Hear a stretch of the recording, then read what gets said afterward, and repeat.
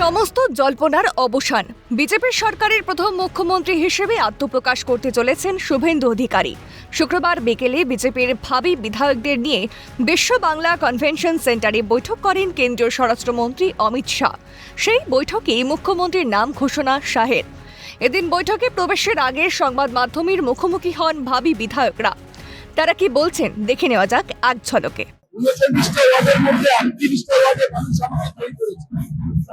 39টা ওয়ার্ডে প্রথম কাজ আমি বলেছি, সারা রাজনীতি যে কোনো শরীর খারাপ অবহেলার প্রয়োজন হলে তাদের আমি করবো।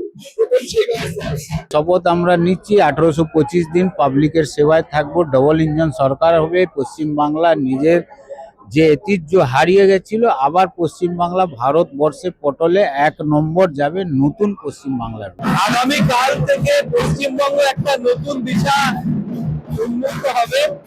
পশ্চিমবঙ্গ এক সুশাসন কাকে বলে আমাদের জেনারেশন দেখেন, সুশাসন দেখবে পশ্চিমবঙ্গ। আপনার এলাকায় কতটা উন্নতি হবে? পরিষ্কার সার্বিকভাবে যে উন্নতির ফর্মুলা, যে দিকরেখা ভারতীয় জনতা পার্টির কেন্দ্রীয় এবং রাজ্য নেতৃত্ব তৈরি করে দেবে, আমরা সবাই সেটা মানতে পারি। বিজেপি যত সব পাওয়া হয়ে গেছে, মমতা হেরেছে, তৃণমূল গদি ছাড়া কি আনন্দ, কি আনন্দ, আজ কি আনন্দ আকাশে বাতাসে।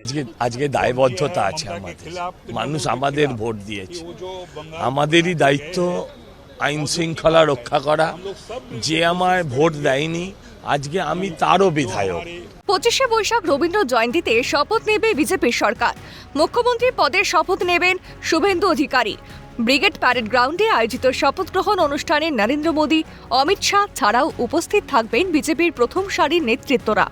তাদের কাছে প্রত্যাশা অনেক। নতুন ভোরের অপেক্ষায় রাজ্যবাসী। ক্যালকাটা নিউজ।